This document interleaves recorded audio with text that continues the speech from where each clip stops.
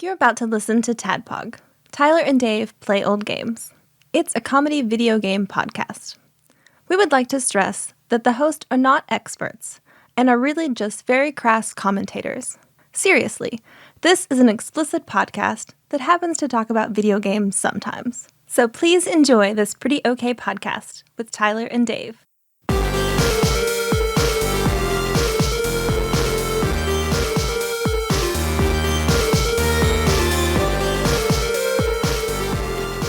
Hello, Internets, and welcome to another TADPOG podcast. This is a show that happens weekly where two old guys, or at least one of us, plays an old game. At least one of us. At least one of us. I hope it was you. No, we're two old guys just talk about shit. I just thought we were going to talk about samurais. That's. I don't need to research that. That's fine. I do. That's sad. Because, spoilers, there will be a quiz later on, and I had to think really hard to come up with 10 samurai.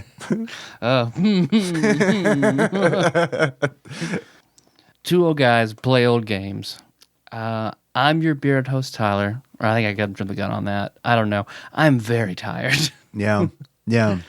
Well, you had a weird thing. couple days. Yeah. I don't know Yeah. if you're going to get into it or not. I'm going to. Okay. I've already cleared it. Okay. Let's see. So this week, we couldn't make Call of Cthulhu work, so we are doing what, we started out to do. We are go back to a list. Right. So we are playing down through Digital Trends top 25 Sega Genesis games. Yes. This week, we are playing the third? Nope. Second? Yes. The second best Sega Genesis game. According to Digital Trends. So it's got to be accurate.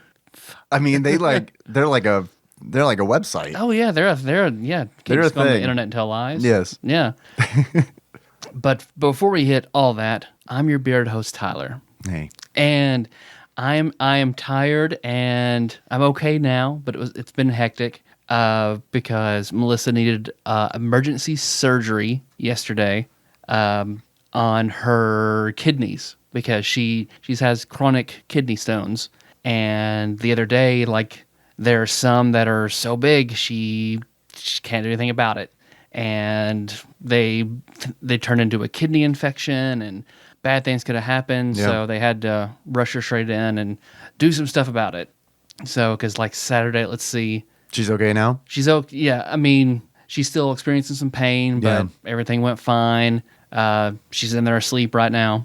So, but like Saturday, or it started off why I'm so tired. I had to work a 3 a.m. to 11 shift at work.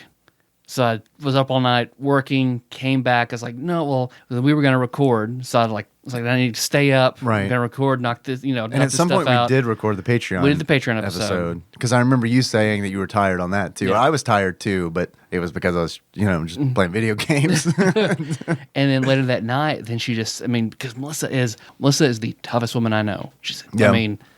She's had 3 kids, no sweat. I mean, like she's tough, and it takes a lot of pain to even get her to flinch. I've seen her street fight, and I can attest. She beats some ass. Yeah, and takes some licks with just completely in stride. It's like she's got like no nerves. Yeah, she can't actually feel pain. No, right. She can feel pain. Doesn't bother her. She's like, whatever. She feeds on it, like we all do, right? Yeah.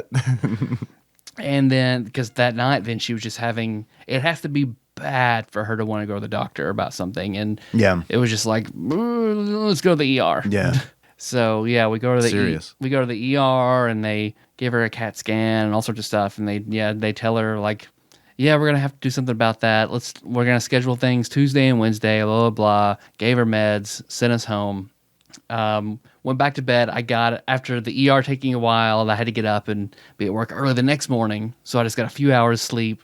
And while I'm there, she sends me a message. Okay, I had to go to the urologist because it really hurt, and now they're taking me to surgery. I was like, oh, God. Hey, at least you were there. Yeah, well, right? Well, as soon as she told me that, I was like, oh, she's like, it'll be a little while because, like, I still need to do a bunch of stuff. I was like, okay. Well, my boss was very generous, and she was just like, okay, you're done, go. Yeah. I'll see you when I see you. I was like, all right, awesome. So I had to go get... Because she didn't expect them to just be like, oh, okay, yeah, you're not going home, you're going to surgery.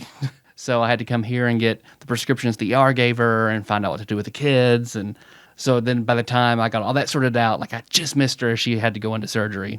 So then waited for her and she came out. And yeah, it was painful, but she said like her kidneys actually, she's like, oh, they didn't feel this good in a long time. So I have never ever once in my life like felt my kidneys. You know what I mean? I've never had like, a kidney stone or anything like that either. That's got to be like for me, that'd be like a very weird experience where it's like, oh, I can feel this specific organ, you know? Yeah. Because it's like, I mean, dude, kidney stones scare the shit out of me. Oh, me after seeing what they do to her, They scare the shit out of me, dude. Like, I mean, that's one thing where it's like, yeah, when I look at like my diet and stuff like that, it's like, and like what I drink, it's like, oh yeah, that's going to happen. Like, that's in my future. I don't know when, but that's going to happen. Yeah. But it's just, oh man. And seeing all she's gone through, it makes me so afraid of. I'm so afraid. Oh yeah. That's why it's like the only soda I ever drink is in my LIT in the show. Otherwise, it's water, tea, and coffee. I drink so much soda. Yeah, so much soda. And coffee helps. Coffee lowers your chances. Oh, is that right? It's good. Coffee and beer. I drink a lot of those things too. So, there you go. At least coffee. It all evens out. Yeah, But 6 cups of coffee a day. Does that? Do you think that reaches equilibrium with 4 Coke Zeros? I bet it does. Yeah, good. That's not All right, bad. great. That's not bad. That's also a lot of caffeine. We'll say all right. Eh. Also, I'm drinking a lot more of these bad boys now. These Monster Energy drinks. These are like I believe they call these liquid kidney stones. I think that's what they call them. Powdered, ground up, and reconstituted. Yeah, it's like concrete. Yeah, it's quick dry. But yeah, she came home and we had to find the right combination of pain meds, and it was rough for a while. But now she came home, she's feeling better, she's in bed. I slept on a hospital chair, and that sucked. Yeah. So I'm pretty tired. Well, I feel like a huge asshole because about 4 o'clock you're like, can we just run? You're like, I know you don't want to, but can we just publish Sesame Street Fighter? And I was like, yeah, we can. I did 3 hours ago announce that we are going to be talking about Samurai Shodown. They're pretty similar. They're both fighting games. So I'm sorry. It worked. Everything worked. She's asleep. We worked out stuff with the kids, so it all worked. So we're all good. That's my intro story. What's up, Internet? I'm Dave. I am your bespectacled host, and I'm addicted to shaved ice. Waka waka. That's my lighthearted intro story. There's a stand here in town that I am legitimately addicted to. I'm spending probably $10 a week there because it's really good, and I could probably spend less because I'm not sure if it's a drug front. Because the last time I went, I like ordered 2 large ones, and she made them for me and set them on the counter, and she's like, "Okay, have a good day." And I was like, "Do I owe you money?" All right, thank you for the free ice. Yeah, I appreciate it. Man, shaved ice is so good. It's like so much better than like a snow cone or something like that. I can't go back. I don't think I've had it. Man, I haven't had it since. What is the difference between shaved ice and a snow cone? So like a snow cone is like that crunched up ice. It's like the rock salt of the ice world. Okay. And then they pour syrup over it. Mm-hmm. But like shaved ice is like tiny granules of ice. Oh, okay. So the texture's smoother finish. Yeah, okay. It kind of tastes like, or the texture's closer to ice cream than it is like in a snow cone. Oh, okay. Because like, and also in a snow cone, all that fucking syrup just goes right down to the bottom of the cone. And it's like, oh, sweet, I'm going to eat flavorless ice, and then I'm going to have a nasty drink. Yep. Just have your weird sugar bomb at the bottom. Exactly. And then the shaved ice is pretty consistent throughout. So shaved ice, thumbs up. Because I haven't had anything like that since I played T-ball when I was little. Snow cones? Yeah, because that was like your reward for playing a game of T-ball. Yes. So you would go, and it was the one in Reland right on the road here. Yeah. And yeah, we'd play a game that everybody would talk about. Everybody was mostly excited about the snow cones. No one really cared that much about the baseball. They just wanted to, of course. Let's do this thing that it takes to get us to go get snow cones. Yeah, absolutely. And then talk about what flavors you want. Then, you get the bold kids who are like, give me rainbow. Yeah. The graveyard. All the graveyard, everything mixed in. And then rainbow was just a stripe of every flavor in the corresponding color. See, that seems a little more healthy than what we did at the end of T-ball, which was our reward was always soda. I've talked about that on the show before, I'm sure, but like I remember at the end of T-ball games, for some reason, I would always throw up. And like my mom had no idea why. And it's like it happened so frequently that she took me to the doctor. And the doctor was like, so run me through what you do through like a regular t-ball game. And I'm like, well, I mean, I stand in the outfield with my glove on my face, and then I get to drink a bunch of soda. And he's like, there's your problem. He's like, yeah, you should probably drink water or something after you are standing out in the sun for a long time. You are very dehydrated. So no more soda for me, which meant I quit t-ball. Yeah. I'm sorry, you take the one thing away from this that I like, and no, not doing it anymore. Because I feel like South Park nailed it, talking about them all trying to lose to each other because no one wants to keep playing baseball or t-ball. Oh God, I forgot about that episode. Man, especially when you're like me, like I just got stuck in the outfield. Like Chubby Kid, no, he's in the outfield. He's somewhere where he's not going to bother anybody. Yeah, I was out in the outfield, which, my dad coached, but at the same time, he wanted us to win. Yeah. So he was like, you're in the outfield. I actually ran in the other day, ran into my t-ball coach when Melissa and I went to Penn Station. And like as I was opening the door, he was coming out and we were nose to nose. And it took me a second to recognize him. Did he recognize you? I saw like something in his eyes, like he would never know who I was, but I saw he recognized me. He was like, did I touch that kid? Oh, not that one. Is it your butthole? Yeah. It was weird. He didn't notice me when he looked me in the face, but when I turned around. When I went and spread open. Right. Tyler. That one. Oh, Wiggles. Yeah, I remember you. Number 6.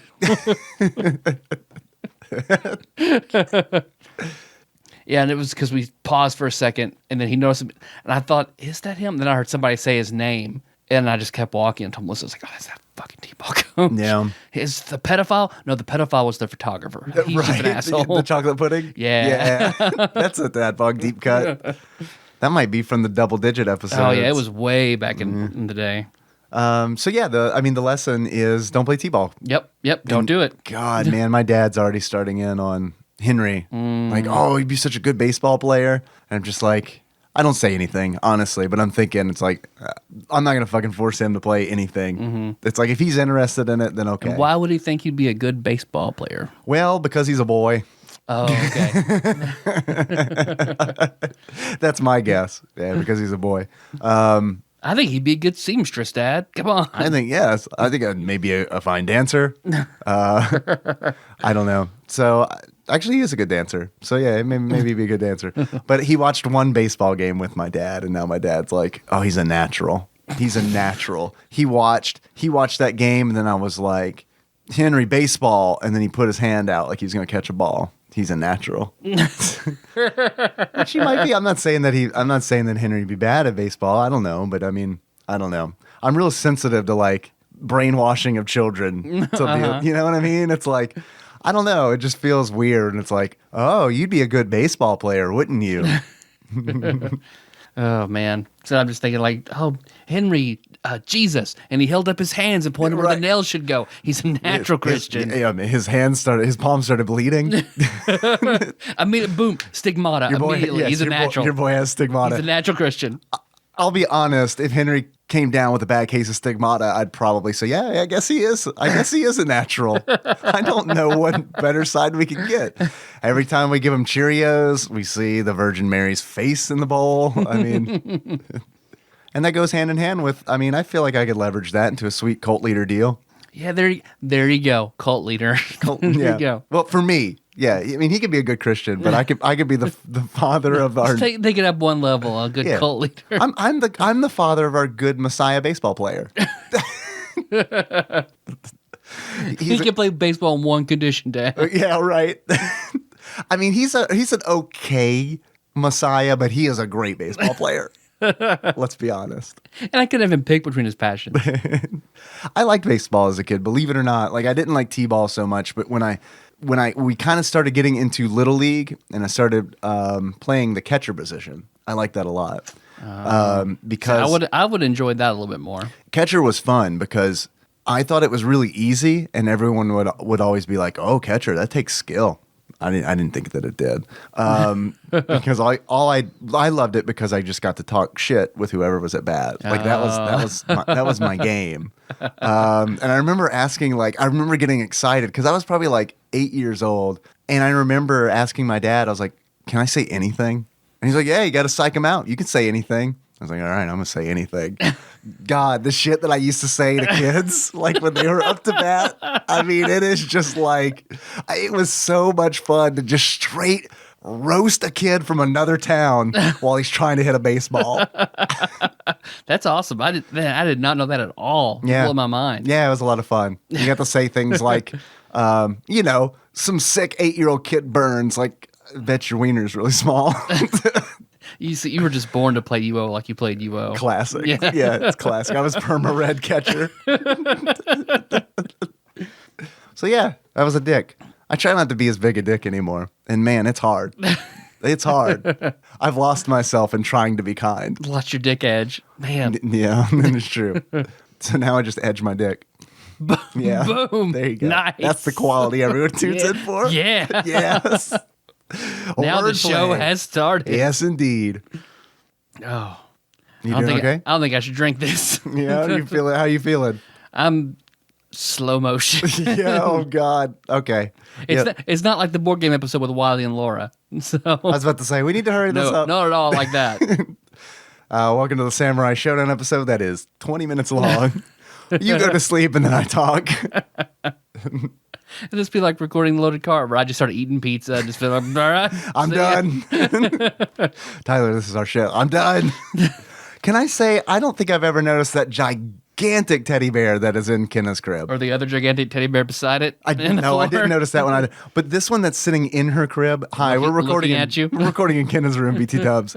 The one that's in her crib, you could convince me that there's a human hiding inside of that. Like someone just is waiting in there for everyone to go to sleep, and he's gonna rummage through all your belongings. Oh, because that's what all the girls wanted for Valentine's Day, I think. So they all got giant bears. Teddy bears. Yeah, that's huge. It's really big. They were all on sale at the Big Lots. Were they? All right. Nice. Everybody gets a giant teddy bear that's going to take up a lot of room. No one's going to play with in about 2 weeks. Well, I like it because it's good sound absorption. Yeah, you do this whole room in giant bears. Yeah, just hang bears up. When company comes over, they see a table in the middle of a child's room with microphones and teddy bears just covering the wall. What happens in here? Any stranger want to come on to TADPOG? Just drive into our studio. This is the room where all the teddy bears talk. Because we're recording by candlelight. Imagine if this was just a room full of giant, just ear-to-ear giant teddy bears. One candle in the middle. We are literally recording this by candlelight. This is like TADPOG Annex 2 style. Yeah. We used to do this a lot. Yep. Yeah, because the overhead lights made a lot of noise in that one. So, yeah, we had to turn them off. And then I came in here and the lights were off except for the single candle. And I was like, let's do it like this. Which was kind of a joke. And then you're like, okay. Yeah. And I was like, but don't you need to see your notes? I'm fine. Yeah. Okay. I can see enough of what they look like. They're not great notes. They're markings. I didn't get to I played this game, last time I played it was probably 3 years ago. Yeah. I played through it and beat it, and I played it as a kid. How the fuck did you beat this fucking game? This game is unbelievably fucking hard. Oh, I remember I beat it with, I think, 2-3 different characters at the cabin. Jesus fucking Christ. I probably cranked it all the way down to easy because we were just trying to beat games. Me too. I played it on 1. This game I couldn't beat it. I could not beat this game. This game that is a number 1 note on my list. This game is impossibly fucking hard. Did you play the Genesis version? I did because we're playing on the Genesis list. That might be the difference because I played the SNES version the last time I beat it. Yeah? Mm-hmm. Maybe I need to try the SNES version. After playing this on the Genesis, though, I don't want to. Man, all right. Full disclosure. Ready to get into it? Yeah. Throw it out there ahead of the curb. What the fuck is this game doing on the list, I don't know. dog? I can see it being on the list, but not number 2. Not 2. I don't even... 2 and 3 have been fucking weird. There's one Sonic the Hedgehog game on this list, and it's spoilers number 1. It's the next one we're going to do, but it's out of the 25 top Sega Genesis games on this list, it's just one Sonic the Hedgehog game. 2 Sonic 1 and 3 are better than these games. 3 is way better than the port of Samurai Shodown on the Genesis. Mm-hmm. I've also so here's what I did. Here's a quick plug for Twitch. Mm-hmm. I did play the Genesis version on Twitch, twitch.tv/TADPOG_podcast. Check it out. And then the next night, I was like, I want to compare this to the Neo Geo version, and I knew it had just come out on the Switch. Mm-hmm. So I bought that. It was $8. Night and day difference, which isn't a huge surprise because, Genesis ports and SNES ports to 16-bit consoles are usually never awesome. Yeah, they're not awesome. They're just trying to get it as good as they possibly can. But it's like the Neo Geo version is actually a lot of fun. And that's by the time I got done playing it on that second night, I was like, man, I want to continue playing this. Mm-hmm. I kind of ran out of time. It was like, well, it's 1:30, it's time to go to bed. And then it's like, oh, it's 1:45, it's time to go to bed. And it's like, oh, it's 2:00, I have to go to bed right now. That wasn't the experience I had with the Genesis version. Like when I was playing the Genesis version, I kept looking at the clock, being like, can I quit this yet? No, I can't quit this yet.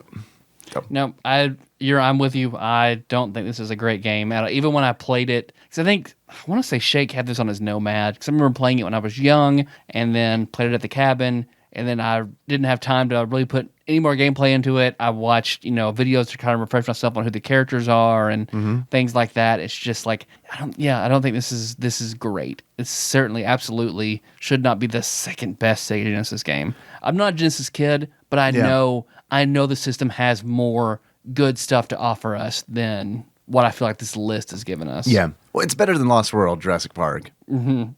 I feel like at this point, it's like Shining Force 2. Shining Force 2 is the best game on this list I played so far. It seriously is. And it's this and Phantasy Star should be higher than this and Street Fighter. Phantasy Star 4, I'll agree with you. Yeah, Phantasy Star 4. That is, not 2, 4. 2 is okay. Like, 2 belongs on the list. But, like, I don't know. 4 is so much better than 2.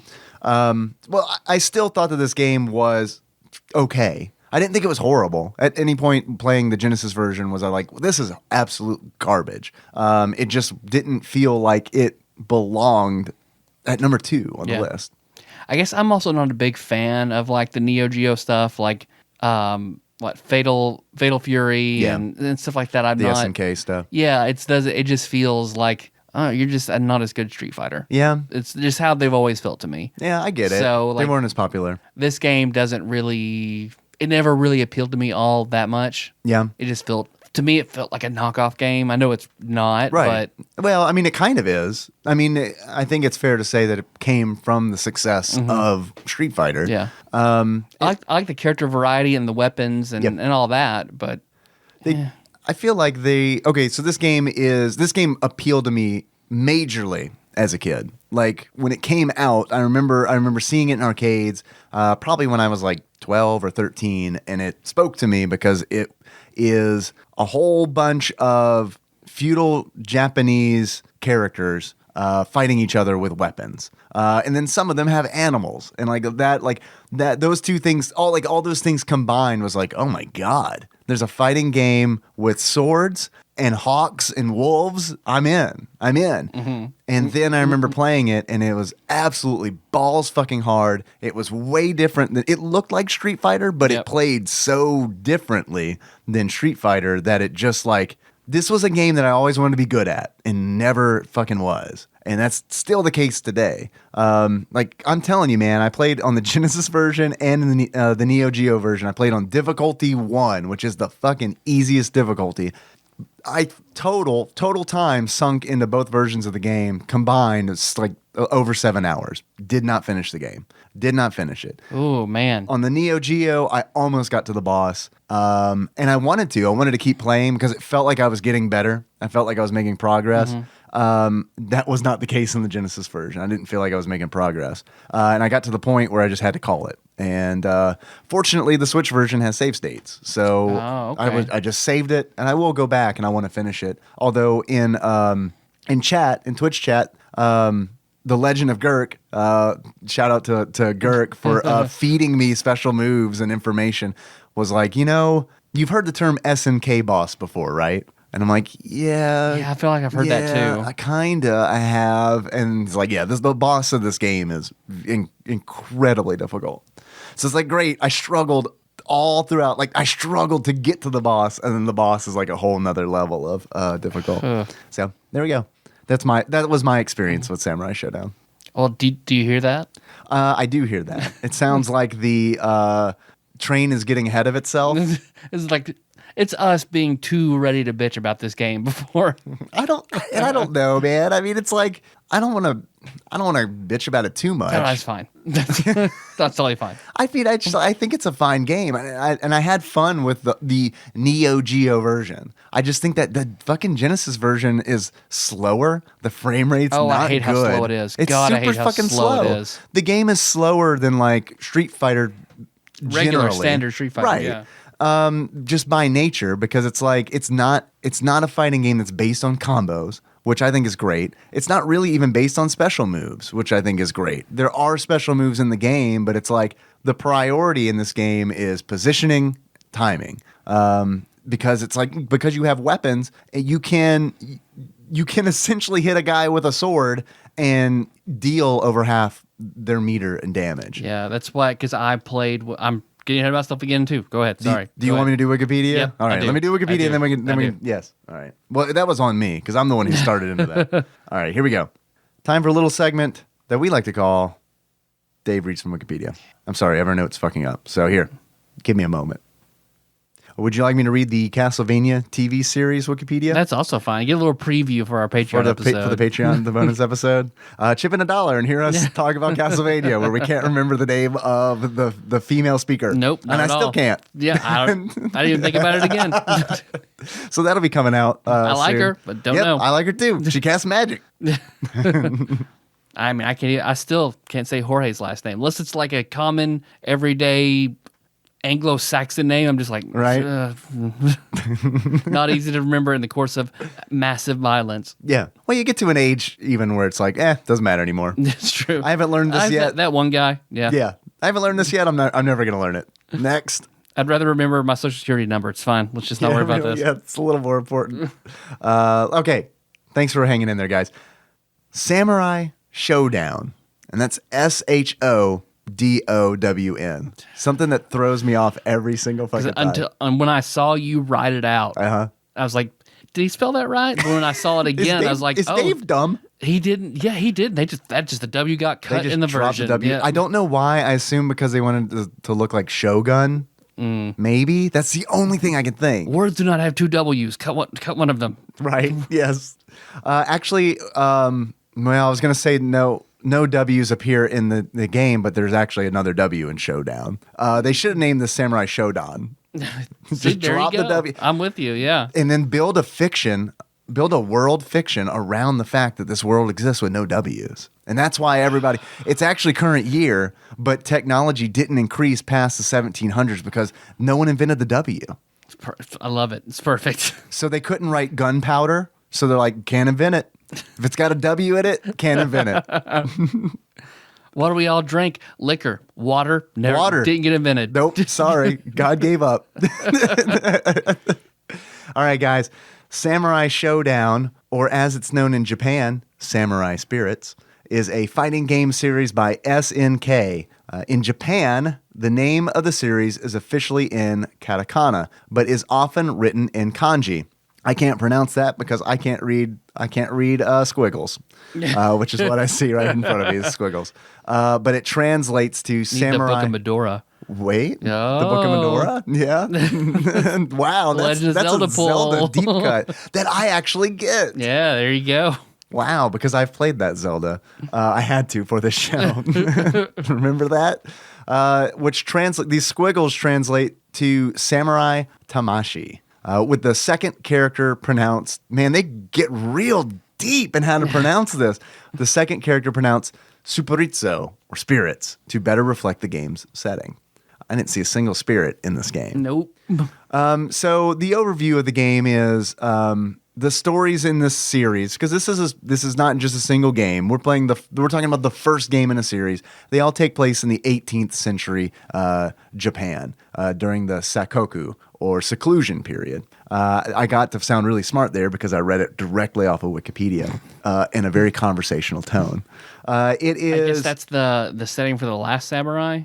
I've never seen The Last Samurai, the one with Tom Cruise, right? Never seen it either. Because I remember seeing the preview for it, and I remember, for some reason, it was because Tom Cruise. Like, I guess was like, this. I don't want to see a story about a white guy who goes over and becomes a samurai. I just don't want to see that. It just seems like, I don't know.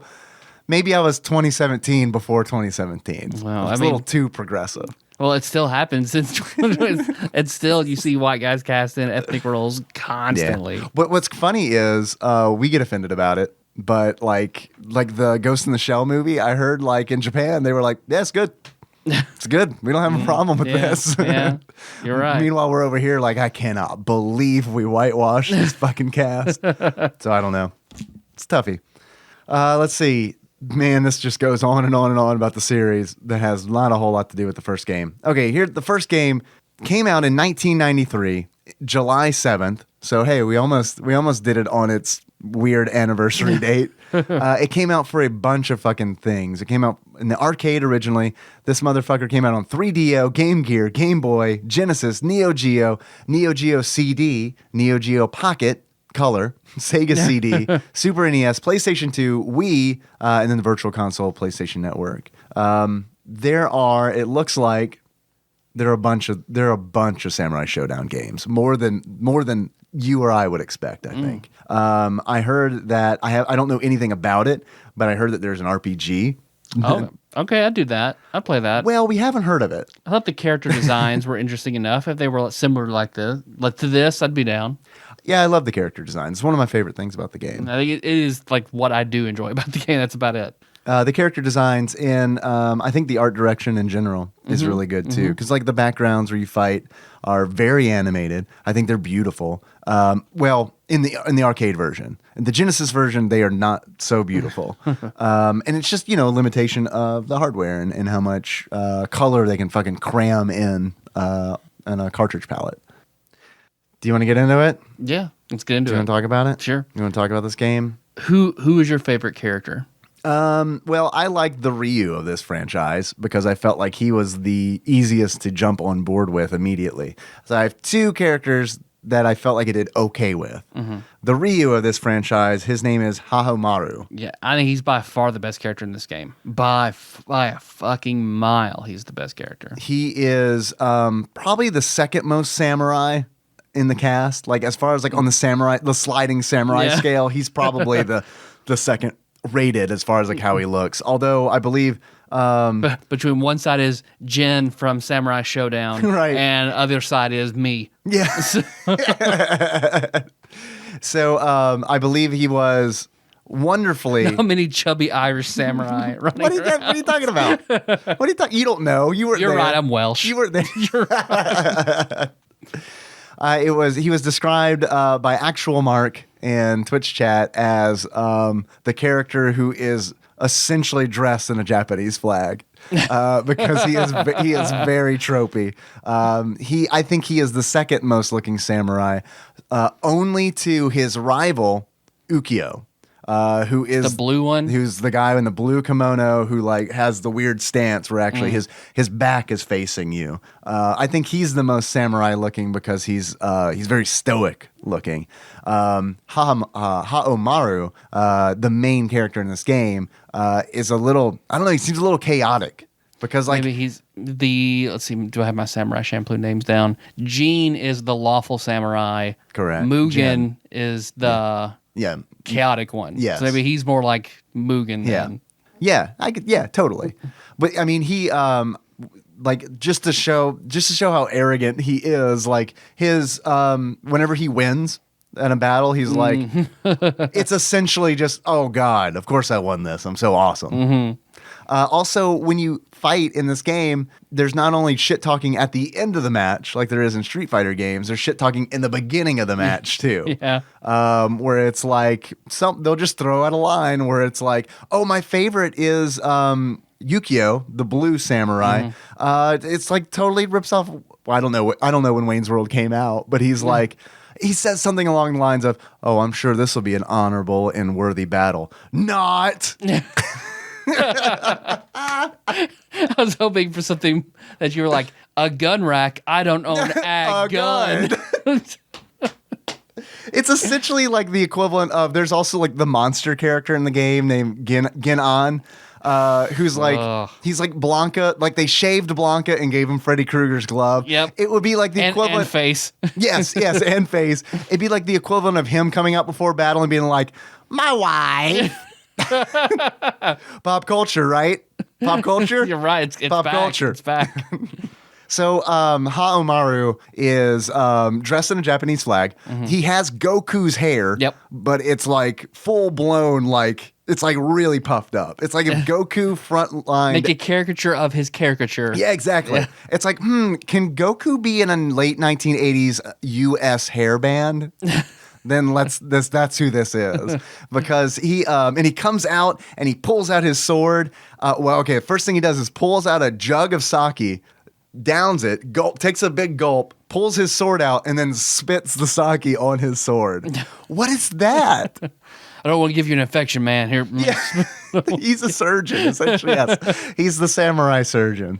And then the second character. I'm taking a really long time to answer your question, aren't I? The second character that I felt like I was good with was Charlotte. Charlotte is my favorite character in this game. Love Charlotte. I love Charlotte too, even though she's a little bit hypocritical. Charlotte is. She reminds me of Brienne of Tarth. Yeah, because she is a woman who is larger and she's a warrior. She's wearing armor, and she is, I think, very effective.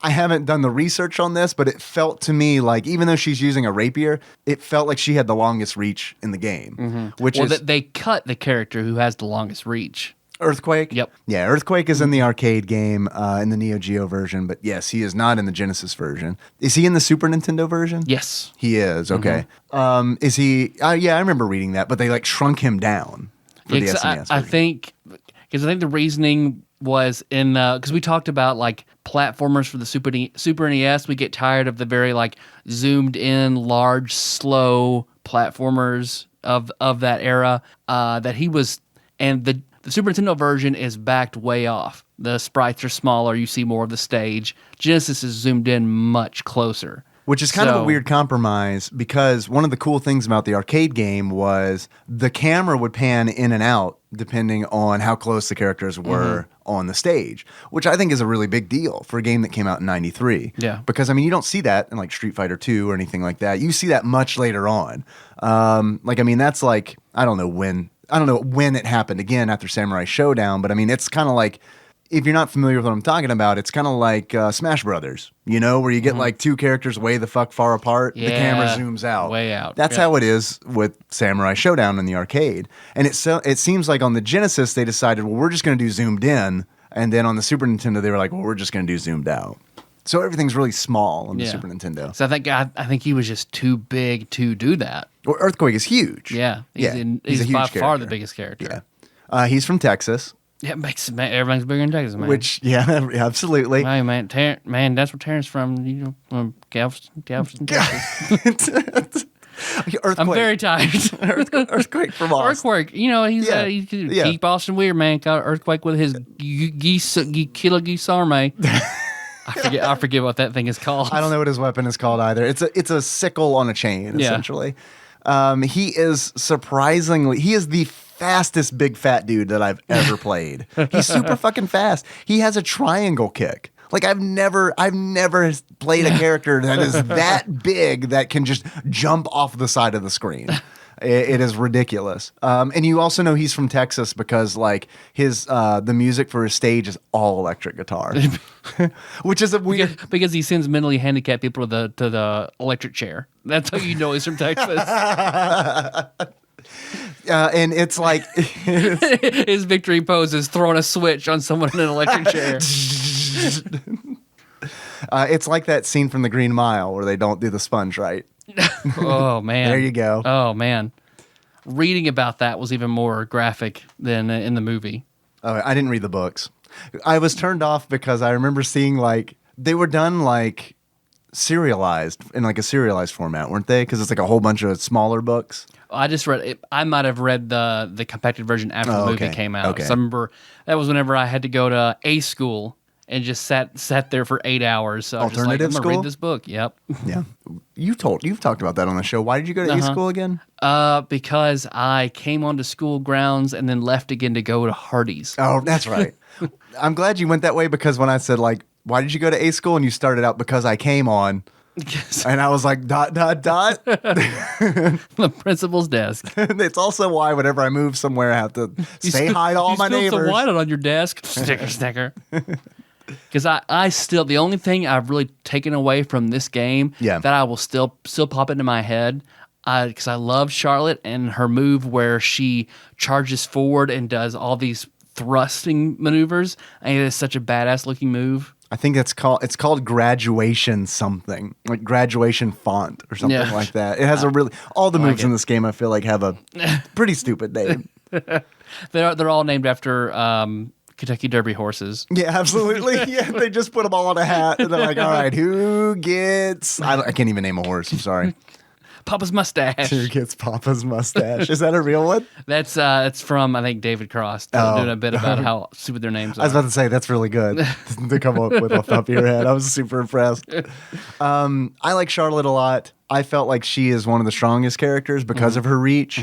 And also, I played a character in one of your D&D games, which is loosely based on a combination of Charlotte and Edward Elric.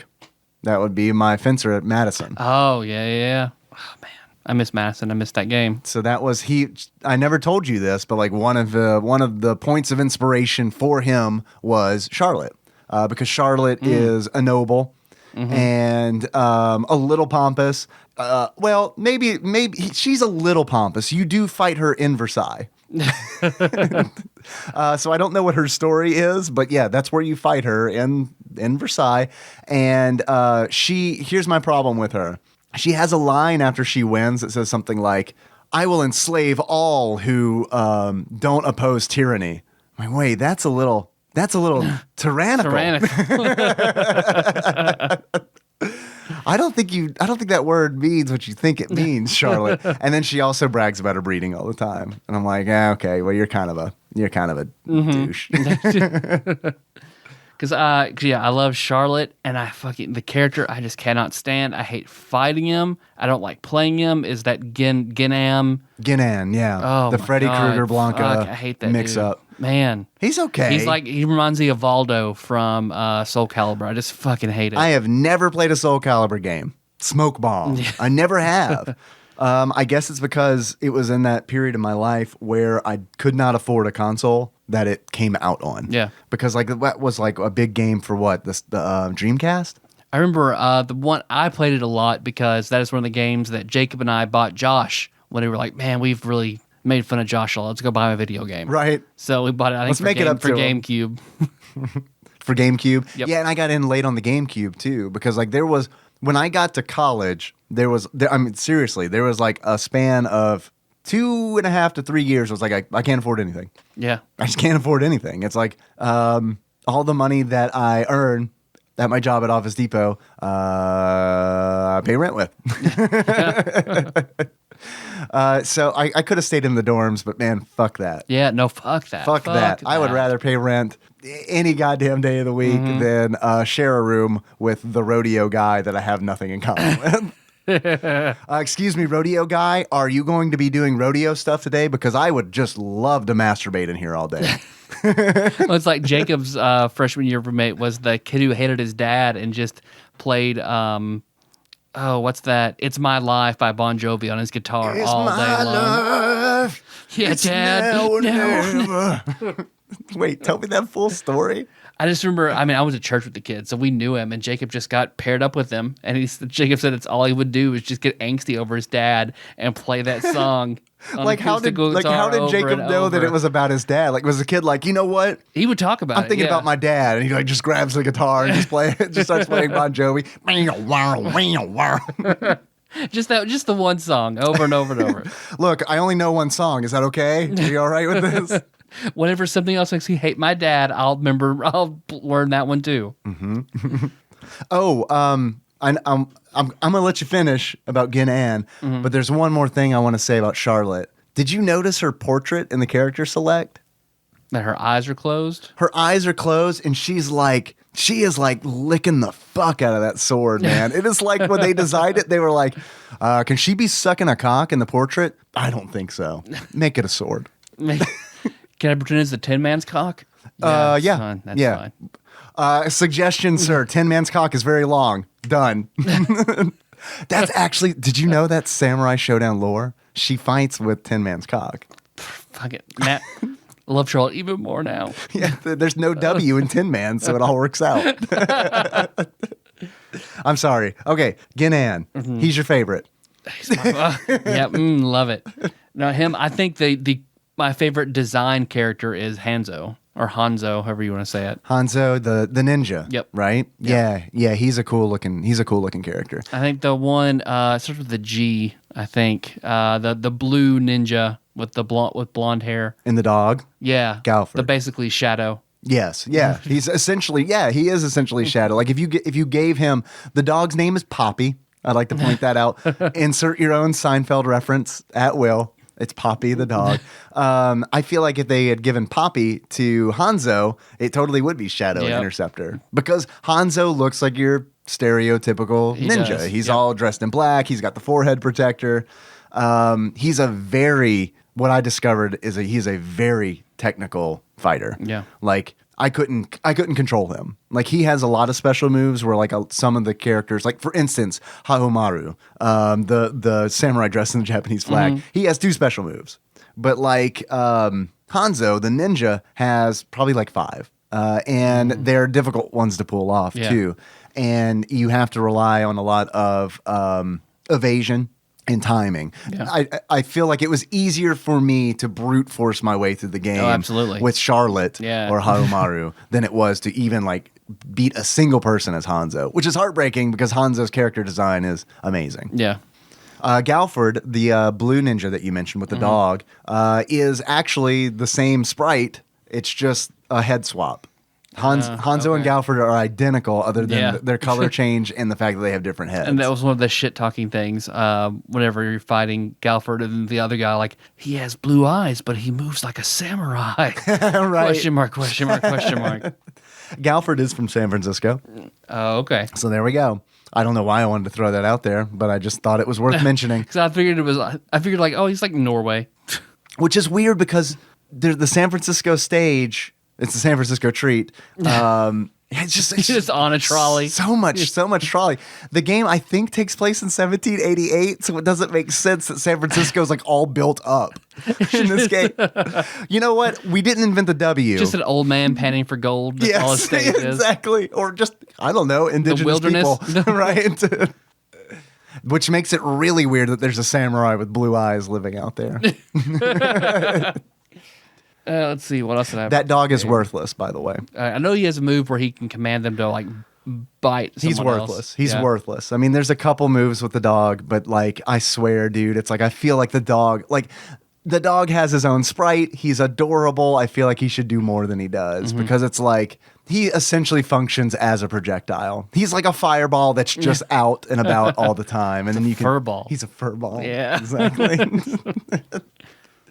Let's see. I know the Genesis version has blood, and occasionally you can cut your opponents in half, like a fatality. Yeah. The SNES lacks that completely. I didn't know that. I mean, it doesn't surprise me, just because of all their censorship stuff. Yeah. It's really cool. Like, it's a nice feature. Like, it's like always a nice surprise when you end the battle by cutting your opponent in half. Yeah. And it's not really gruesome. Like, when you do it, it's just kind of done where it's like, it's done in the anime style where it's like they're whole and then all of a sudden they go click. Yeah, it's like whenever, Saiyan's move where he slices, cleave, or Odin, whenever Odin in Final Fantasy VI. Zensetsuken. Cuts an enemy in half. Totally. I want to go through the rest of the characters if you don't mind. Just because I feel like they're worth talking about. Yeah. Because there's one in there that I feel is iconic to this series, and there's another one that I really like. The one I feel like that's iconic to the series is Nakoruru. She is the mountain person who fights with a falcon. Oh, okay. Yeah. And she's pretty iconic just because she's another one of those characters with an animal companion. And she has this... She is also another character where it's like I wish I was good with her because I like her design, but at the same time it's like it's just really difficult. She has this really cool throw where she'll like leg lock a dude and then do a front flip and then come down and stab him in the chest, and it's like one of the most stylish throws in the game. There's also Wan Fu, who is a Chinese king. It's either Wan Fu or Wan Fu. I'm not sure. Okay. He's the big guy that looks like he's oiled up. He's wearing a diaper and he has a giant sword shaped like a dolphin. Like most Chinese people. Yeah, exactly. Yeah, and then he's got that's the kitchen at Chong's. It's like eight of those guys. Yeah, I mean, you worked at Chong's, you know. And then he's wearing what I assume are anal beeds around his neck. Master anal beads. Grandmaster anal beads. His sword is replaced in Samurai Shodown 2 with a giant column. So that's his signature thing. Okay. He can throw that sword and it will deal massive amounts of damage. But the trade-off to that is if he throws and you block or he misses, he doesn't have his sword anymore. Yeah. There is Tam Tam, who is a very large man from South America. He's not like Earthquake large. He's more muscular. Earthquake's just a big chunky dude. Yep. Tam Tam is like a tall, lanky. He's like an Abraham Lincoln kind. Like he's Abraham Lincoln with some muscle tone, and a mask, like an Incan mask. And everything I've read about him is that he is like not a good fighter. But I actually think he's pretty cool because he's got a scimitar that has like a lot of reach. And I like to play. I hate it in a fighting game where I'm forced to play in the inside game. Yeah. I'd rather just stay on the outside and kind of poke. Yep. And that's another reason I like Charlotte and in her range. Yeah. There's also Jubei, who... Is it the Kabuki? No. The Kabuki guy is Kiroshiro. Okay. And he is straight up Kabuki actor. Like that's his thing. He has I can't remember the name of the Japanese spear. Mm-hmm. It's like ninjutsu or something like that. He has one of those, and he has this move. I mean, he is all dolled up. He's the belle of the ball in his Kabuki getup. Three little maids from school, are we? Yeah. Yes. Yes. And he's got this move where he will use his spear and essentially pole vault towards do a pole vault kick towards the opponent, which is super annoying because that has a lot of range on it. Oh, he also catches on fire when he does that. I feel like that's an important thing to mention. And then there is Jubei, who is truly the only samurai in the game because he is the only character who is a soldier for the army. And he fights with two swords. He reminds me of Leonardo, the Ninja Turtle from the Ninja Turtle arcade games, because that's how he holds his swords out. Although he doesn't look like this in his portrait, but his sprite, he looks like a samurai Gargamel with an eye patch. That's good fan fiction to write. Oh man, I love it. Like, what I'm going to do when I get home is I should sleep, but what I'm going to do instead is I am going to write fan fiction where Gargamel is a samurai, and I'm going to do it in the voice of a 13-year-old. Perfect. Yeah, it's going to be great. Yes. His feudal lords are the Smurfs, and he just wants to. Oh yeah, totally. Papa Smurf is the shogun. What isn't it? Okay, he want to catch the Smurfs to grind them up for some I think for potions and shit. Yeah. Okay. Pretty dark for a kid's show. Yeah, but I never knew that as a kid. Yeah. I always just thought he wanted to do darker shit, honestly, because he seemed like he really wanted Smurfette for some reason, right? Oh, yeah, he made her, right? Who doesn't? Yeah, he just wanted her back. He's like, damn it. She's perfectly sized to hug my dick. Those eraser toppers. Choke it out. At school? Choke it out. We're gross. Yep. Yep. Okay, so sorry. I just wanted to get to the rest of the roster before we moved on. You were talking about the quote-unquote fatalities that this game has. Yeah, just the cutting in half one. There's also one where Kill Bill style, they will splurt blood from their body. And I'll be honest, I can't remember. No, I think that's in the Genesis version. I can't remember 100% because it looks so much better in the Neo Geo version, and it happens much more frequently in the Neo Geo version. It does straight up look like Tarantino's Kill Bill style blood splurts, and it's amazing. I've seen Wednesday and Pugsley Adams on stage. Yes, eat me. I've seen some screenshots from later Samurai Shodown games, and man, they really go overboard with the blood. Like, there's this I have to play these games because it's like I saw a screenshot where it's like, is that like a blood tornado? What happened? There's a game I would love to do for the show at some point in time. It's very similar to Shining Force. It's the tactical grid turn-based RPG called Vandal Hearts. Yeah, I've heard of Vandal Hearts. Vandal Hearts. I never played it, though. Whenever you kill somebody in Vandal Hearts, it is the biggest geyser gush of blood you've ever seen. Because you see like their sprite almost... It's something like you'd expect it out of Tron because they like turn into triangles and disappear, but as they do, it's just like all their life's blood comes out in a massive gush.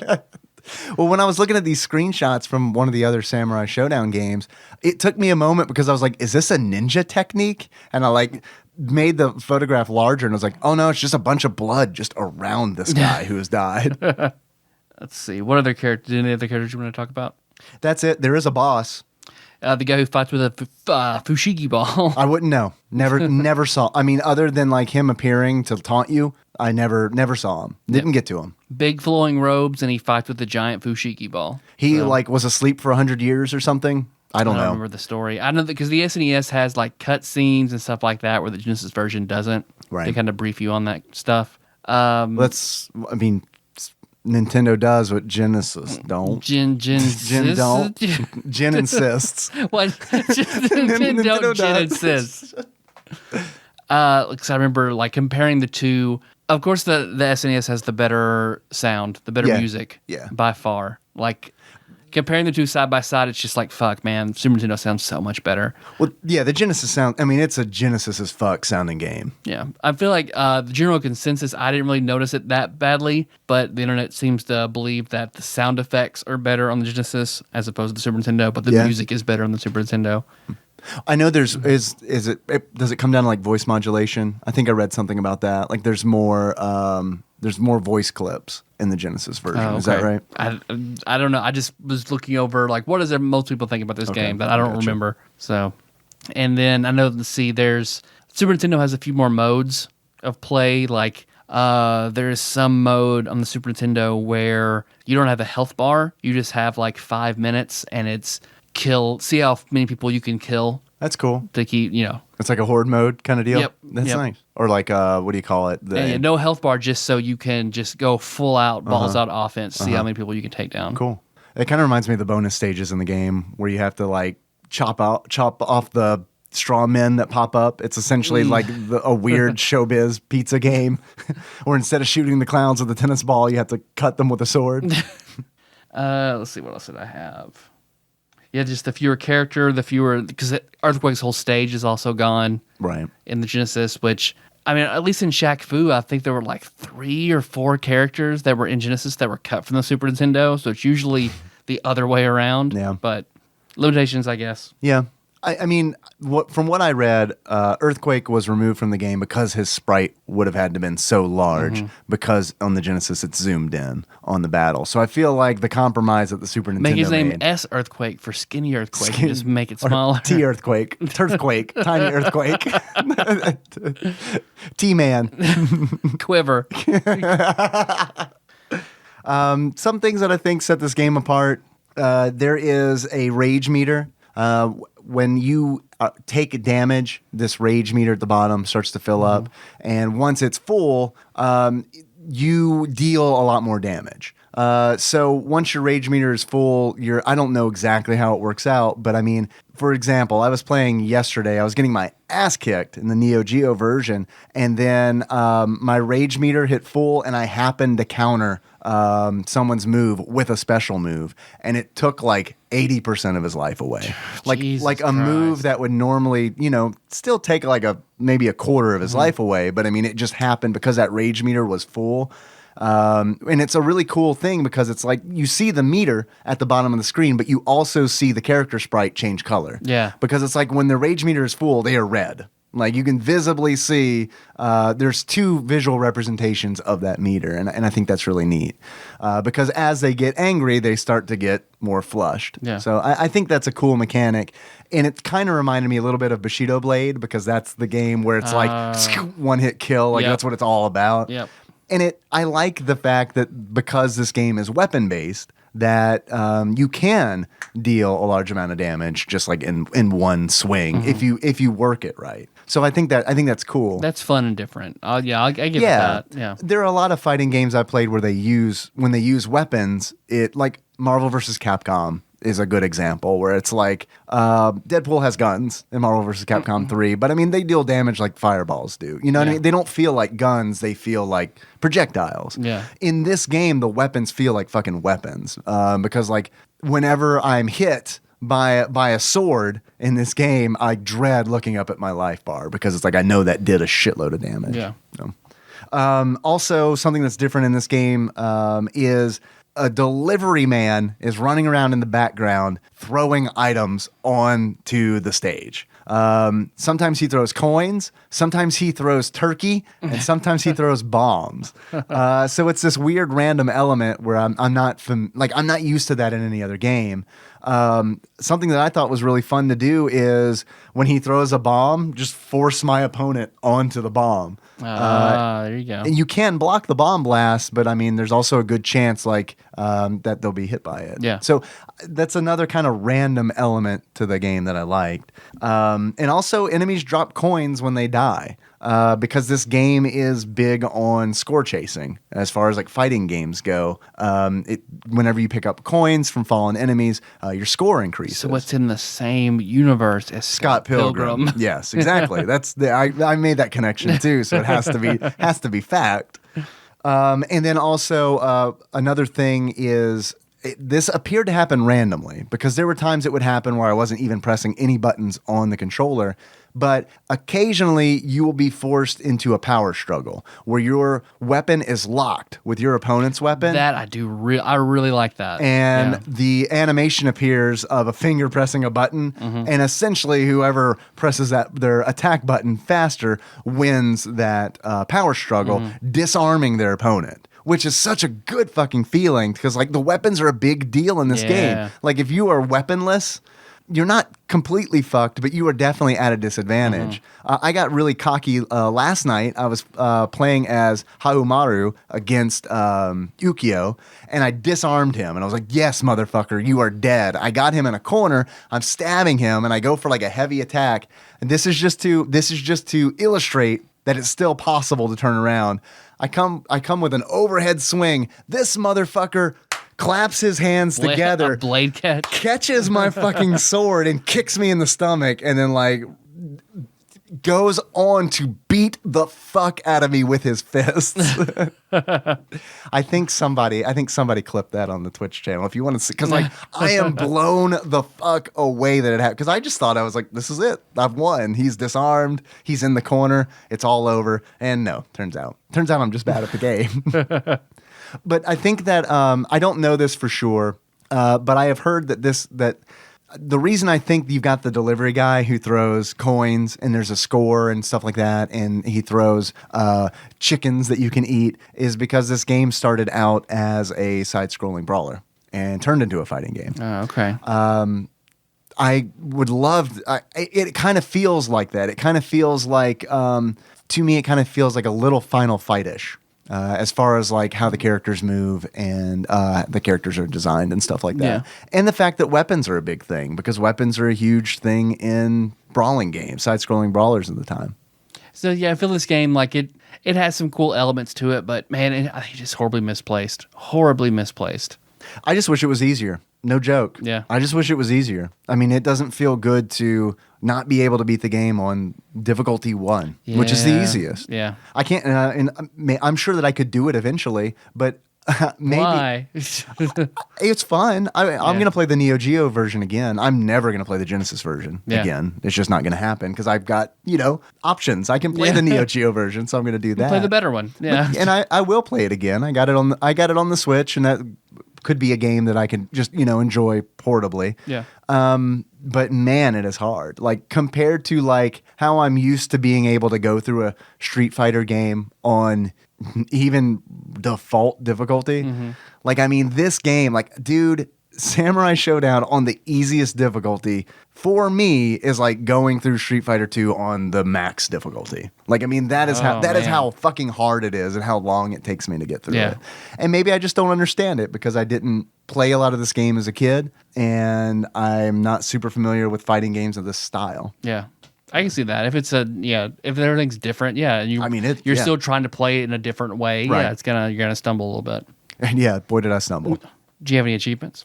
Yeah, I've got a couple achievements. My first one is Tu Wan Fu, thanks for everything. And in order to unlock Tu Wan Fu, thanks for everything, you need to win against Wan Fu, the oiled up Chinese king, as Kiyoshiro, the Kabuki warrior. My second achievement is I need to give credit to Lord Dennis for this achievement, this hot Chivo. How you like them, Apple? And in order to unlock How You Like Them Apple, you need to be playing as Yukio and defeat your rival Haomaru. But that's also another problem I have with this game is I cannot remember character names because they are so Japanese, which they need to be to fit the theme of the game. But for my English speaking mind, it is hard for me to memorize names that are so different. I'm not used to names like Haomaru. But in order to unlock How You Like Them Apple, you need to defeat Haomaru with Yukio's move where he throws an apple out and then slashes with his sword, cutting the apple into multiple slices. So there's one stage where you knock your opponent into a barrel of apples that turns over. Yeah, and you can also, if you happen to, that's also, I'm glad you brought that up. A lot of the things in the background are breakable. Like you can, in San Francisco, that's the stage with the barrels of apples. It's like on the port. You're on the docks. Yeah, the docks of 1788 San Francisco. The ones that totally existed. Because we didn't invent the W. It made it happen. You can slash the barrels open as well. So it's kind of like, Street Fighter 2 did it, but I think the only time they really did it was on M. Bison's stage where you bust up the statues and stuff like that. Yeah. So, but it seemed like a lot of... Like Chun-Li's stage has the crates. Yeah, you're right. Yeah, it's not just in Bison's. You're right. But it just seemed more prevalent in Samurai Shodown. And far more obvious because apples come out as opposed to just wood breaking and quickly disappearing. Right, yeah, exactly, yes. And like when you slash a barrel, it stays slashed. Yeah. It doesn't just like slash and then disappear like you're talking about, yeah. Do you have any achievements for this game? I've got two. My first one is Some Pig. Some Pig. You get that by having a perfect run as Charlotte, and then you lose to the final boss. Okay. And then my other one is... Charlotte's Web. Yeah. Yes. Because spoilers, she dies. Spoilers. She is a spider. She's a spider. She's a dead spider, and everyone should be okay with that. My other one is Like Itachi Uchiha. And you win that by... winning a battle as Hanzo by throwing no less than 10 shuriken. Now that is a character. Itachi is a character from the popular anime series Naruto. Is that correct? Naruto. And his thing is shuriken jutsu. So. Oh, okay. Have you watched Boruto? A little bit. Yeah, I've seen because I can't. I see some of it on our Naruto, and I'm very interested in it because. The breakdown, because I've read some of the manga of them growing up because their team is Sasuke's daughter Sarada, Boruto, and then Orochimaru's son or daughter. It's kind of ambiguous. Orochimaru reproduced? Yep. Isn't he like an undead creature? He can body swap, and he body swapped into a woman's body and had a baby. I bet he did.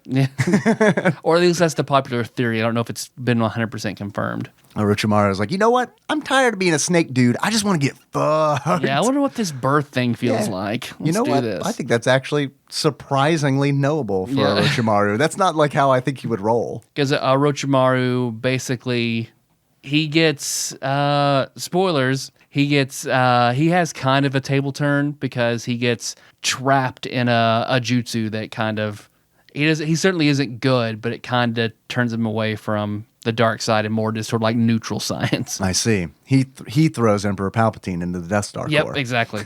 Yep. Because he wants to have a baby.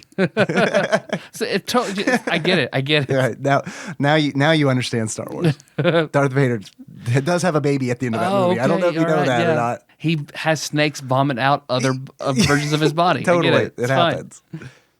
Tyler. Yes, Dave. I've had a lot of fun. Yeah. Yeah, I've had a lot of fun. So we're done? I've had fun for being tired. I've had fun. Yeah. I have a few questions for you before we close this thing out. The first of which is, if you were to give this game a beard that sums up how you feel about it, what kind of beard would it be? I would give this the beard of Road, the brass gunner from Shining Force 2. Nice. I love that because I know who that is. Yeah. And Road is like, okay, he's got this cool caravan. Now he's going to be a brass gunner, a gun. Awesome. I bet this is going to be great. And then it's not. It's not. Like I thought Samurai Shodown, number 2, it's going to be great. Yeah. And it's not. I was excited to play this game, and then I was disappointed in it. Yeah. And maybe it's because it was number 2. Maybe I hyped it up because it's like I remembered seeing it in the arcade and thinking how awesome it looked. And I was also like, well, I'm in my 30s now. I bet I'm going to be good at this game because I'm better at video games than I was as an uncoordinated kid. That's not the case. Tyler. Yes, Dave. I enjoyed that. I enjoyed that beard a lot. If you were to give this game a pair of glasses that sums up how you feel about it, what kind of glasses would you give it? I would give it a pair of contacts, but... It'd be a possum on a windshield. Did you put contacts on? Right? Yeah, you put the contacts on the possum's eyes and then hit it with a car. You cut it with a sword. You slice it in half. It's where a weird DM would hide magic items. So just inside a possum's eye. Yeah, I'm gonna put special magical contacts on. You didn't search for it. You didn't know. You didn't know he had. The possum had lens of detection. You didn't even know it. On somebody's eyes, but they're also like just irritated, like they're just so used to glasses. They want to try, like, oh man, I'll look really good in contacts. I want to be sexy for once. It doesn't work. Yeah. It doesn't work. Yeah.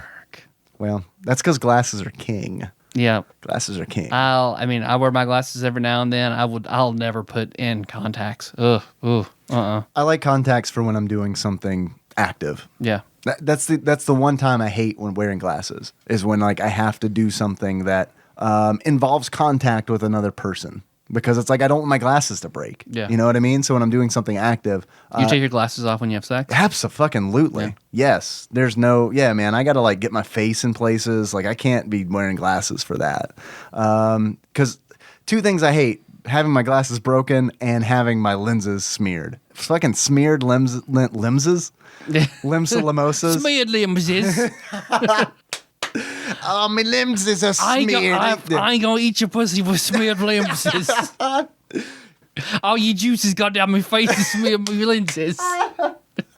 I'll hide it. So I always take them off. Dirty bitch. Unless I know that I'm only getting a blowjob. Okay. And then I'll leave them Then you want on to see better. so I get a better view. Absolutely. Tyler. Yes, Dave.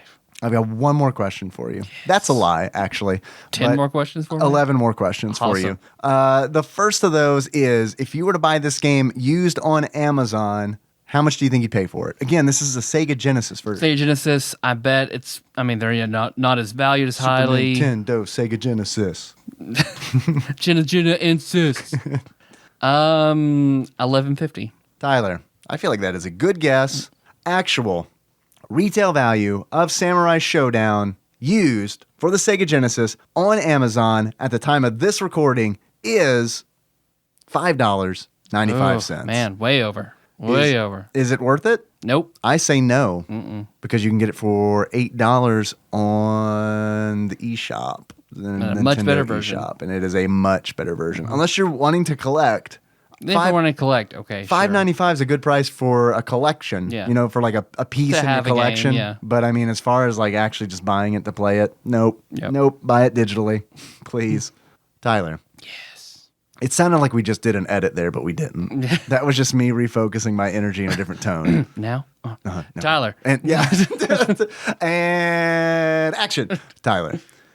I've got a new segment that I've developed, which is actually an old segment, but I'm doing it more frequently, called This is a Quiz. Are you ready for this quiz? Yes. This quiz is titled Samurai Quiz.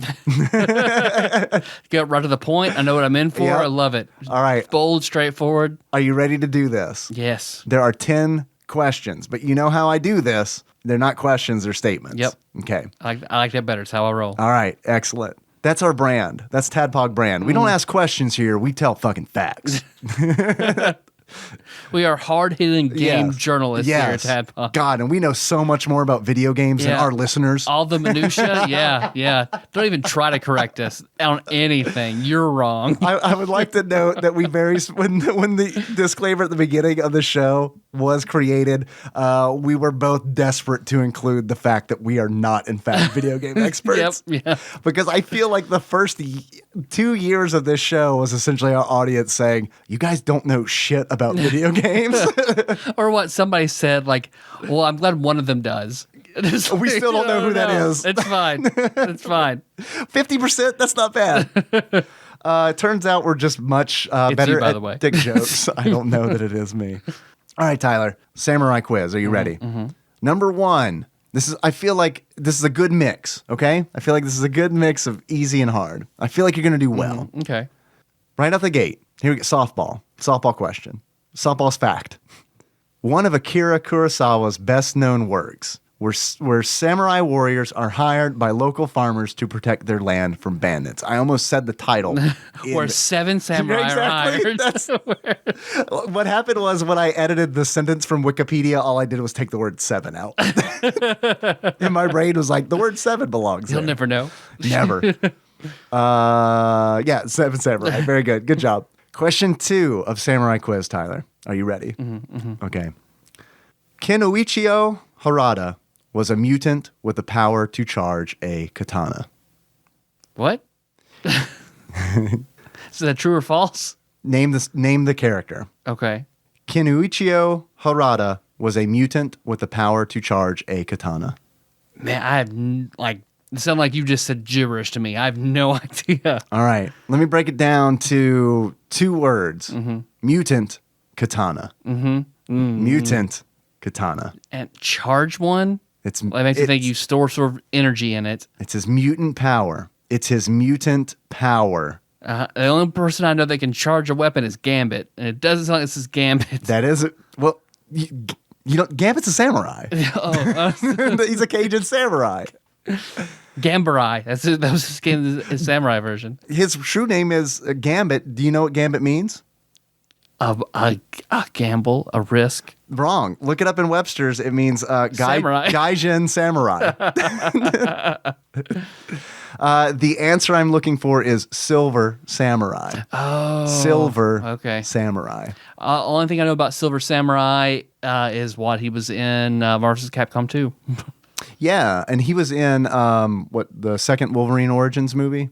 Oh, see, I haven't seen that. Which I felt like got panned a little bit, but I actually liked. I liked how they treated. Yeah, I like that movie. I thought that should have been an easy one, but man, Silver Samurai was just like, brain, anything? No, man, we got nothing. We got nothing, man. I thought it was going to be an easy one, but I was wrong.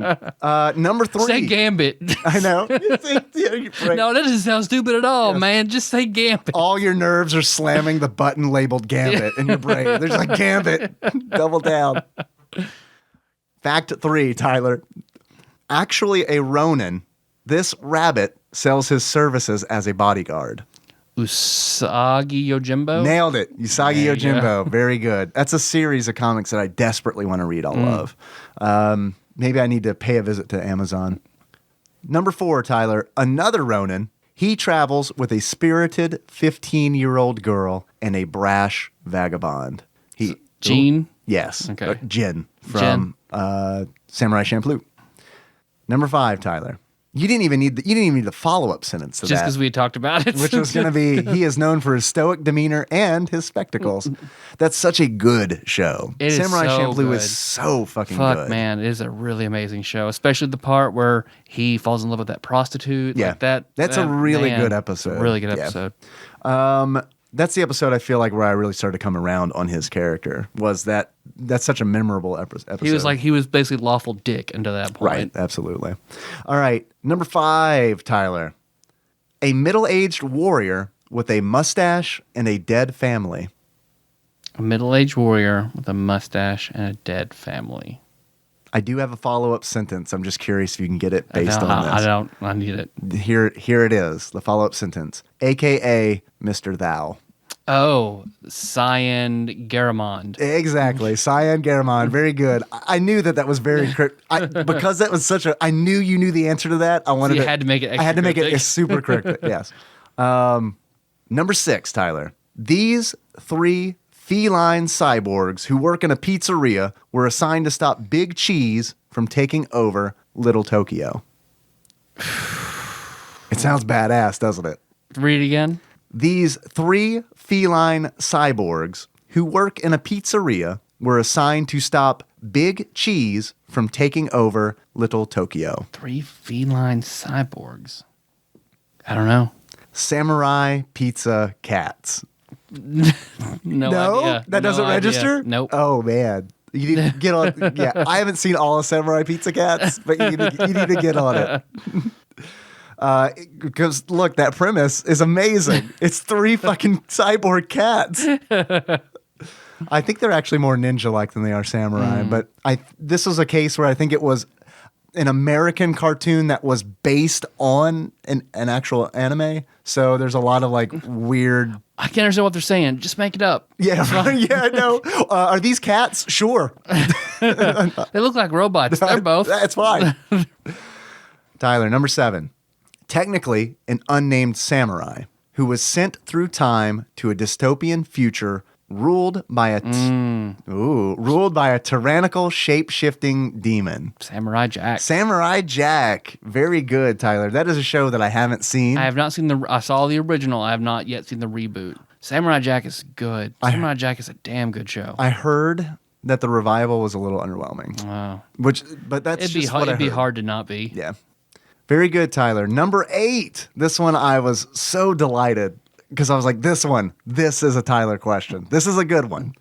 He played the Saturday Night Live samurai, whose sketches featured the character in different occupations that would not be expected for a samurai. He always performed these tasks perfectly, despite scaring his clients repeatedly. What I want to know is who played the Saturday Night Live samurai. John Belushi. John Belushi. Very good. Samurai delicatessen. the moment I was like, yes, that's a perfect one for Tyler. I wouldn't have known that. I wasn't familiar with that character. Yeah, because I don't go him back like that spreading far. mayonnaise with his katana and like trying to cut subs in half.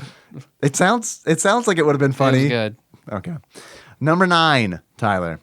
A manga series inspired by soul and hip-hop music along with American media. It follows the life of an individual who witnessed his father being killed by a gunslinger while he was a child. The manga was adapted into an anime miniseries in 2007. Afro Samurai. Afro Samurai, correct. Never seen it, but I have the soundtrack, and I've done a lot of gaming of the soundtrack. Oh, I haven't seen it, or I guess I have heard the soundtrack, maybe just in one of the games that you've run. Yep. Number 10, Tyler, we're almost there. I feel like you've done very well. That fucking Silver Samurai. Silver Samurai and Samurai Pizza Cats. I feel like the only 2 that you missed. Silver Samurai, I expected you to get. Yeah, I know. That's why I'm just like, nah. Samurai Pizza Cats. I was doomed from the get-go. I got to throw one in there like that. All right, number 10. Number 10. This was the name of the samurai that I pretended to be when I was 8. What did you say earlier? You heard me. Answer the question. I did. Number 10. A reoccurring summon in the Final Fantasy series who first appeared in Final Fantasy X. Yojimbo. He acts as a sword for hire and has 4 different attacks depending on how much the player pays him. Mm-hmm. And I also had Sean Miller's favorite summon, I believe. Really? Mm-hmm. He's a really cool looking summon. Mm-hmm. Like, they do a really good job in 10, I think, of all the summons. I know 10 gets a lot of shit because it's poorly voice acted. Because it's poor. I don't think 10 is bad. I don't think 10 is 10, other than the only gripe that I have with 10, which I feel like is a big one, though, is the grid system all being connected. So every character except Yuna all become exactly the same character. When you max them out. That kind of ruins it for me. But that's the punishment for being a completionist. You're not supposed to be awarded for doing all the things. You're supposed to get to the end and be like, fuck. Exactly. Other than that, I was fine with it. The voice acting didn't even bother me that much. Yeah. So Final Fantasy X has the hottest character in a Final Fantasy game. Lulu. Yeah. Waka. The Joey. The Joey of Final Fantasy. I fucking hate him. Even though he's voiced by Bender. What's his name? The voice actor. DiMaggio. Oh, okay. I know who you're talking about. Yeah. Phil Hawkins. I was like Phil Lamar? He does several voices on that, but but I hated Waka so much. Yikes. Yeah, no, Waka was not. I got to where I fucking loved Blitzball, but I'm not a fan of Waka. Yeah, Blitzball wasn't bad. But at any moment, I was expecting Waka to be like, "How you doing?" I enjoyed. That was a good quiz. I like that. Thank you. That was good. Thank you. Thank you for taking it. You did very well. Yeah, you did very well. I could take it. I fucking take it very well. Yeah, you did good. You took all of it. The full girth, full length, full girth. 80% of it. I can take 80% of it. You took 80% of it. That's pretty fucking good. It's not bad. That's pretty fucking good. You can work if you're only getting 80% really good. of it. Yeah. Well, look, we'll keep trying. Yeah.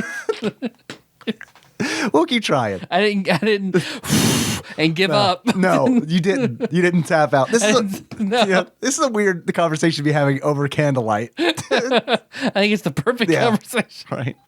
Oh. Anything else? We good? I had something prepared in case we needed to fill time, but I don't think that we do. We don't. We're right at time. It was a quiz called "Are you a ninja or a samurai?" I think we should take it next week. Okay, let's do it. Yeah, we need to figure out what we're gonna do. We'll talk about it. Yeah, it'll be fine. Yeah. There'll be a show. So let's see. Thanks for listening, everybody. Find the show on iTunes, SoundCloud, or Stitcher. So to miss the next episode, we just said we didn't know. Yeah, so we don't figure know. It out. Maybe it'll be Sonic the Hedgehog 2. Yep, quite possibly. Maybe. Yep. Maybe it'll be Call of Cthulhu. Depends on. It'll either be because I would like to have one more session of Call of Cthulhu. My idea is to wrap it up. The next episode being the finale, and of course, I want to do a finale episode where the game is concluded, and then do an episode over laying everything out. One where we can just bullshit. Yep. And not try really hard on an episode. Right. Yeah, I love it. Just talk about what you missed, what you got, what more fiction, more reality, just break the game down completely. And I also, if you're okay with it, that is the episode that I would like to play all the submissions for Oh God, the Squid, which I've been receiving. Which in 2008, I made a Facebook note. Do you remember Facebook notes? Yeah, I've had a few. Where I asked for submissions for people to say, "Oh God, the Squid." No one fucking even paid attention to it really. And then out of the blue, Brad, this is not a joke. I was getting a shaved ice. And I got a notification that Brandon had made a comment on that note saying, "Is this still a thing that you need?" This? Right. And I replied right there while I was waiting for my tie-dye shaved ice. I was like, "Yes, of course." And then that fucking note blew the fuck up with TADPOG listeners. And my favorite thing is Jacob's comment was 2008 Dave would be absolutely amazed by this response, considering that 2008 Dave got absolutely fucking nothing. So that night I got 5 that were sent in from Slap Brother Sean of Nerdy Thursday, and I got a long one that was sent in by Soul Sister Yarn Sorceress Chandra. Man, that's a tough one. And we're the Master Paul Corn. So if you wanna send in a recording of you saying "Oh God, the Squid," then I say send it in. I don't know how you can get it to me, but you figure it out. The onus is on you. Yeah, you want it so bad, you figure it out. And don't call and leave a voicemail because we will not get that. Nope. Not until next February. Not until 10 more years have passed for it to be open again. Exactly. Let's see. If you want to send us something. Yeah. I think we have another package waiting for us somewhere, but please send anything you want to us at TADPOG Studios, care of Nicole Nance, PO Box 3785, Paducah, Kentucky 42002. Mm-hmm. You can call us if you want. 270-883-2555. Leave us a voicemail. We have moved a lot of our calls to Patreon exclusive bonus episodes. We'll do some here when we have time. But we haven't really needed to fill time recently. And Also, we haven't sent in. I haven't sent any of our calls to our very expensive screening service. Yeah. So, kind of on me. It's a time-consuming process. Yeah. Let's see. We have shirts on Amazon. Yep. Those are still up there. Yep. We have an Instagram, TADPOG_podcast. It's mostly dead. I keep saying I need to get on it, but I don't. It's basically a vehicle for terrified Michelle to send me live commentary. Awesome. Anything else? Yeah. You can find us on Facebook. Like us on Facebook if you haven't yet. You can also find us on TADPOG Nation, which is a Facebook group where grandmas are not allowed and you can say whatever you want. It has been Zerg rushed so hard by bots. By bots, it's ridiculous. Like, I have rejected hundreds of bots at this point. So we made it. If you have wanted to get in and I have declined you, I apologize because some of those bot profiles are very convincing. Yeah. So if you want to get in and you got declined, send me a message and then I'll send you an invite. Also, I apologize. We should get some more mods too. Because essentially right now it's you, me, and Micah. Yep. Exalted Lord Micah Purdue. Yep. Maybe we should get a few more mods that can help handle the work now that we're being inundated by bots. Because we made it. We pick our favorites? Okay. Yeah, this is where we pick our favorites. Actually, I tell you what, if you want to be a mod on TADPOG Nation Facebook group, start a campaign. We'll have an election. There you go. All right. That's a good use of polls. And then, yeah, exactly. It's like, let us know that you want to do it. We'll add you to the poll, and then the nation will vote. I like it. I like it a lot, actually. We also have a Patreon, which is a thing that you can go and do if you want to give us money. There is a benefit to doing that. If you do give us, if you chip in $1, as little as $1 a month, you get access to all the bonus episodes that we do monthly and have done. There's actually a fuckload of content on there now. So you're getting a really fucking sweet deal by chipping in $1. I would like to thank maybe just one person. We haven't had a lot of action recently on there. I'm scrolling through frantically. But I know that I would like to thank Faceful of Alien Wing Wong for recently upping his Patreon donation. Thank you so very much for that. And I am scrolling through to make sure I haven't missed anybody. Also, if I've missed you, let me know, and I'll automatically make you a mod of TADPOG Nation. Hey, you want to cut through the election? Look, this is bureaucracy. This is just fucking TADPOG's corruption. A corporation, so it's fine. Corporations are people. Distilled corruption right here. So Faceful of Alien Wing Wong, thank you very much. And I want to plug one more thing. I want to plug the Twitch channel. I want to because in TADPOG Nation we are doing an Ultra Street Fighter 2 tournament. And it's my job to hype the fight that I am going to have on Friday with Kyle Collins of the Experience Grind podcast. Shit. It's going to be content creator v content creator. I stream Thursdays through Mondays at 10:30 Central. So hopefully on Friday it's going to be sometime in that 10:30 Central range. We are going to fight. I'm convinced that he is going to beat me. But if you win, we get sound engineer Andrew. Those are the stakes. Yeah. Yes. Yep. If he wins, he gets nothing. He's beating you. That's all. That's all he needs. Yeah. Yes, but if we win, we get Andrew. Yeah. Yeah. In all of the things that he does. Right. All of it. So this is a thing that Kyle and I have agreed upon. Yeah. No, it was his idea. Yeah, I thought it was really nice of him. It was very nice. You're that confident. He's very confident. He's so cocky. Very he's so confident cocky. in his ability to put Andrew on the line on like the line, that. Yeah. So I don't know. We'll see. It's a long drive, and he only gets paid in beer. So right. Yeah. It's a pretty good deal. I wish we had a sound engineer Andrew real bad. So that's it. You can find us. Just do a search for TADPOG on Twitch. If you haven't checked it out yet, I urge you to. I am really trying to grow that channel and try to stay active. That is a thing that you're doing a really good job about it too. Thank you. I've almost stuck to my schedule for a full month. That's good. I mean, that doesn't sound like much to brag about, but that is 5 nights a week of 3 to 4 hours of streaming. It's impressive. So we'll see. Very impressive. Check it out, please. Let's see. Our theme song is Move. Let's take more drive. Links to that track in the show notes at tagblog.com. How do you want to close this one out, Dave? Ooh, boy, I haven't thought about it. I'd say our favorite samurai, but you know what? Samurai are just people. It's true. We're all samurai. We're all samurai spirits. Yeah. I wish Tropical Capricorn had a W in it, because I'd say let's do it without the W. Or let's do it mostly consisting of W's. Okay, I love it. So like Barbara Walters. Yep. Like a bad Barbara Walters impression. All right, we got it. So until next time, Tropical Capricorn. We sounded like Homestar Runner. Man, yeah, we did. That's what it was. It wasn't Barbara Walters. Actually, Homestar Runner is Barbara Walters. I don't know if you knew this. Little known fact.